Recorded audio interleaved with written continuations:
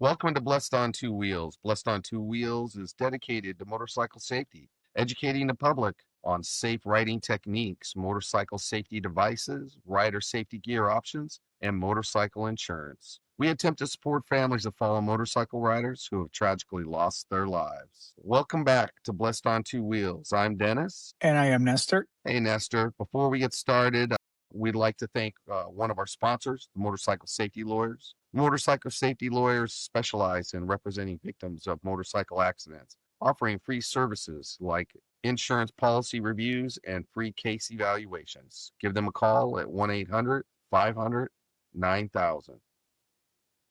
If you have followed our previous podcast, you know our mission is simple: motorcycle safety, rider education, and supporting families of fallen riders. And today's episode is one I'm excited about, actually. We will be talking about essential safety gear. Protect your head, hands, feet, ankles, and avoid road rash. Helmets, riding jeans, and gloves, boots, everything that keeps you protected when things go wrong. That's right. And it isn't just about looking cool on your bike. It's about what can save your life, reduce injuries, and give your family a better chance of seeing you come home after a great ride. Let's start. What do you think? Let's start out with helmets. Oh, Yes. that's the big one there. Helmets. The stats are pretty crystal clear. Helmets save lives. Or actually, the National Highway Traffic Safety Administration estimates that are about 37% effective in preventing fatal injuries for riders. And yet, you will still see people without one, which is crazy to me. Exactly. Some riders think it's about freedom or looking cool, but is really cool. And what's real freedom is walking away from a crash instead of having your brain smashed. That's the way I look at it. Well said. And not all helmets are equal, right? Correct. At a minimum, you want a DOT approved helmet. So if you look on the back of the helmet, it'll tell you what the rating is. So you want at least a DOT approved helmet here in the US. But there actually are some standards that are even better than DOT. You know, you can also find helmets that have an ECE or a Snell rating. Those standards go above DOT in terms of the impact testing. So outside the rating, what do you think it's better, half helmets or open face versus full face helmets? Because there's plenty of, you know. Yeah, you know, I've done a little bit of research on it. Full face, hands down. A study shows that 35% of motorcycle impacts are to the chin area. Mhm. So a half helmet, it doesn't protect your chin or your jaw. And beyond safety, full face helmets, it cuts down on the wind noise, and but it also protects your face area for debris and bugs at 70 miles an hour. I know I've definitely when I've worn a half helmet, I've had plenty of bugs hit my face. It's not Well, pleasant. we all been there. We all been there, especially when you ride through Ohio in this flat middle of the summer, and there's plenty of bugs there that, you'll definitely be eating some protein out of that one. Interesting you said that because one study found riders with open face helmets were 30% more likely to sustain facial injuries than those wearing a full face helmet. Your helmet is the most important piece of the gear that you wear and that you buy. So don't get cheap with those, under $50 or even $100 helmet. Yeah, a motorcycle helmet, it should fit you snugly, but comfortably, even with a little pressure around the head area, particularly on the cheeks. Something like this. Oh, I mind. Absolutely. It should not move around when you shake your head, and the chin strap should allow no more than two fingers to fit between it and your chin. And that is very important, actually, especially if you have an accident. Absolutely, absolutely. One of the other things that people, besides the helmet, I mean, I think the helmet's the most important thing, but a lot of riders overlook riding jeans. Yeah, yes. Regular denim, regular jeans does not cut it. I mean, in a crash, and not many want to wear leather, which I get it. Sometimes it gets hot, and sometimes some bikes are hot. Exactly. Leathers are very hot, and standard jeans shred in less than a second if you're sliding on the asphalt. There are some jeans out there now that are pretty cool, and the best ones they're rated. So AAA rated jeans is what you want to look for. They have A, AA, and AAA ratings. The AAA are designed to withstand abrasion and impact. Yep. Triple A rated jeans are basically the best. So That's like top of the line. And they have been tested to the most rigorous standards. Right. AAA is the highest rating, meaning the jeans have been tested for the longest abrasion resistance, impact protection, and also the seam strength as well. Yeah. So if you go down, instead of losing layers of skin, you walk away with some bruises and your dignity intact. That's right. And that's the whole point. That's the idea. You might pay a little bit more, but I think it's worth every single penny. Absolutely. Yeah. So, then the next thing to think about too, which it's important, and I've been guilty of not wearing them. And Same. now I have been, but let's move on to gloves. Think about it. What's the first thing you do when you fall down? Put your hands out. Exactly, exactly. Which means your palms, the palms of your hands, then you get your knuckles Mm. and fingers are at a huge risk in a crash.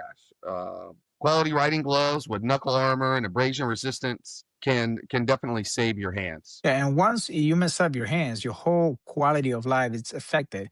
Even simple stuff like eating or working out, or just regular work becomes tough. Yeah, and that's why now for me, gloves aren't optional anymore. They're Right? actually essential. But yeah, so I always wear gloves now. But then again, now the next big thing too is what about boots? You know what's funny? I see a lot of riders wearing sneakers, and man, that makes me cringe. Really, or sandals too. God. Oh God. You know what though? As far as the tennis shoes are concerned, I've been guilty. I mean, not anymore. Not anymore. A proper riding boot with reinforced ankles, a toe and heel protection, and plus then the sole of it or the bottom of the boot is slip resistant soles. In an accident, your ankle is one of the most vulnerable parts of your body. Absolutely. And once it's crushed, it might never heal the same way again. Nope. Yeah, I mean, exactly. A good boot's not going to prevent all your injuries, but it'll massively reduce the severity. Yeah, absolutely. So let's talk about excuses we hear from writers. And let's be honest, we all have excuses for doing what we're supposed to do. It's too hot, it's too expensive, I only ride short trips. Yeah. You know what accidents don't care if it's hot outside. They don't care if you're just riding to the corner store.